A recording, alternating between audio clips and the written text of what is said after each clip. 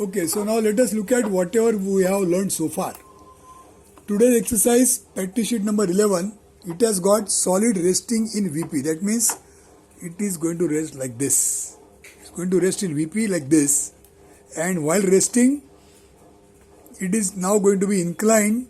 And when it is inclined, at that time, it is going to be inclined by resting on its edge or on its corner.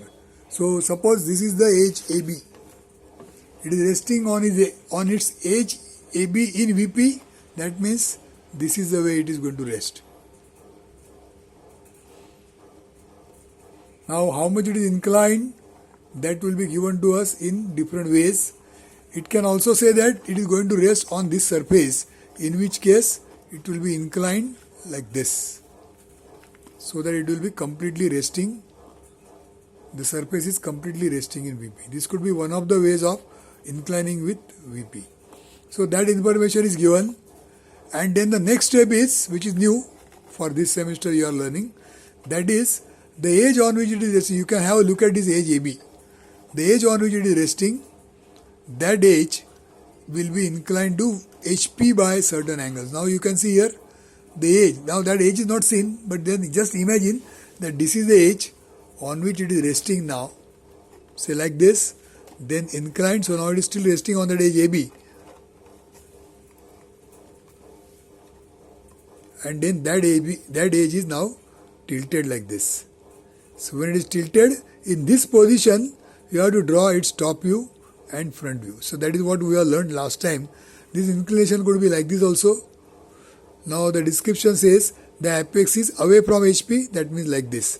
The apex is near HP, the inclination is like this. Accordingly, you have to take the angle in this direction or this direction. So this is when it is resting on the edge. The second option, see, edge or resting on the edge, was this option, resting on the edge, which we have seen. Now resting on the corner is this option. So in that case, we start with this position. Starting position is like this, and then you tilt it so that now it is resting on the corner. You can see it is resting on this corner. I will hold it like this, resting on corner A. This is A.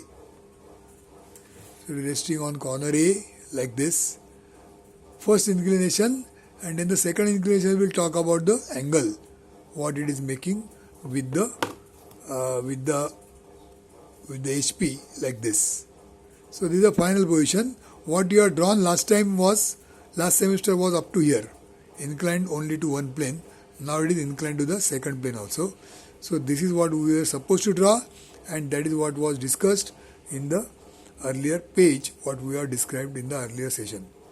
So this is the actual viewing of the object, how it is drawn.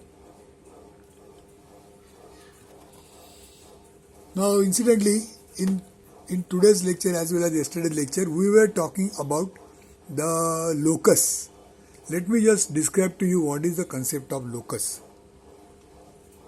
Look at this line. Let us take that in the form of a line. So I am right now holding this pencil as a line. So this is a pencil. Right now pencil is resting in HP and it is parallel to VP.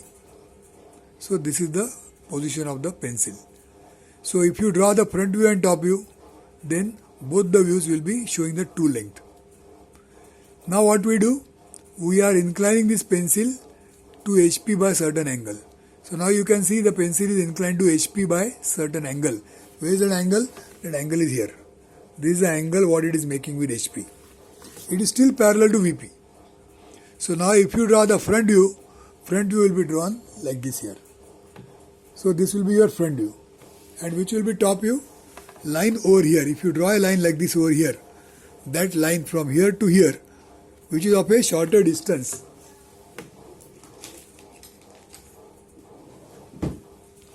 Suppose I am holding this pencil. This pencil is representing the top view. So when you see from top, this same line will be seen so much short. So now these two lines, this longer line, that is the true length, and this short line is the top view, which is the apparent length. So this line, when it is making this much angle, suppose this angle is, let's say, 45 degrees. So when the line is making 45 degrees, its front view will be still the same, but its top view will be seen like this, of a smaller size. Okay. Now this smaller length is corresponding to angle 45 degree made with HP. Okay. Now see, the line is still parallel to VP. Now suppose somebody says that the line is inclined to VP by certain angle. Now when it is inclined to VP by certain angle, what will happen? It will have to be drawn like this. Now it is inclined to VP also. Now when that happens, what we have to do is, we have to draw its different views considering that it is inclined to VP also. Now when it is inclined to VP, what happens? Its top view is now also going to change. So what you see now is its front view, which is not same. So in this case, what we do is, we are going to draw, first we have to find out what is going to be its front view. When it is inclined to VP by a certain angle, what is going to be its front view? That means this line I am holding like this, and when I am holding it like this, now it is inclined to VP like this, and when it is inclined to VP by some angle, say 30 degrees, that time what is the length here? Suppose I draw this line here. I have drawn one line here. So this line is representing the, let us say, the front view. So in the front view, when I am seeing in this direction, the line is seen from here to here, short. So this is the true length. The true length is still the same. That true length will be seen in the top view. True length is seen in the top view. This is the inclination the line is making with the VP, and in the front view when you see, it is seeing this much.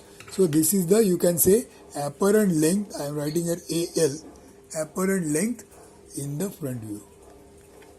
So apparent length in the front view corresponding to inclination with the front view, inclination with the VP is this much.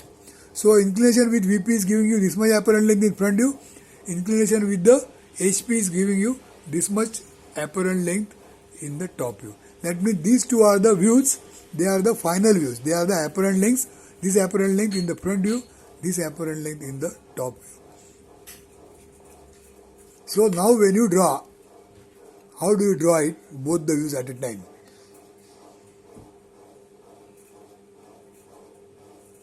So what we do is, we draw this line like this by making the angle what it was making 45 degrees. So that's why we draw it here by making this angle 45 degrees. Then we draw the locus. Locus means we are turning it like this. And when you are turning, you can see its length keeps on changing. In this position, its length is true length. When it goes like this, now its length is going to be shorter. So in the front view, you are seeing all the different lengths. Apparent length will go on reducing. And when it comes on this side, and when it again becomes parallel, that time again it will show true length. So otherwise, every time it is going to show, the front view is going to show apparent length. So if suppose I am going to draw the shadow of this line, then the shadow will come like this. So these last two lines will be true lengths, and all the rest of the lines, they will be the apparent lengths. Now these different apparent lengths, they are corresponding to, they are all the front views in apparent length. So this is front view in apparent length I have initially drawn here. So this much length is to be selected. So when I cut like this by taking the apparent length, cut like this, that is the final position. That is why we are, in the case of our exercise also, we are drawing the axis by true inclination, then draw the locus and then cut that locus by the apparent length. The reason is this. So keep this in mind. Now we are going to solve the problem next time. That time you have to think what is the solid given, where the solid is resting, whether it is resting in HP or it is resting in VP. If it is resting in HP, is it going to rest on the edge or it is going to rest on the corner? If it is resting in VP, is it going to rest on the edge or is it going to rest on the corner? How the inclination is given in terms of base, in terms of axis, etc.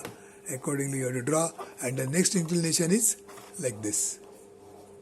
This is the first inclination and this is the second inclination. So we have learnt all the necessary theory that is required to be known, and with this data we are in a position to now draw the actual problems. So next practice sheet will be consisting of solving 3 problems, and each problem is given all the required details. The shape of the solid, its base, its height, how much it is inclined with HP, with VP and so on. So with that data we are going to solve 3 different problems in the next practice sheet, that will be P12.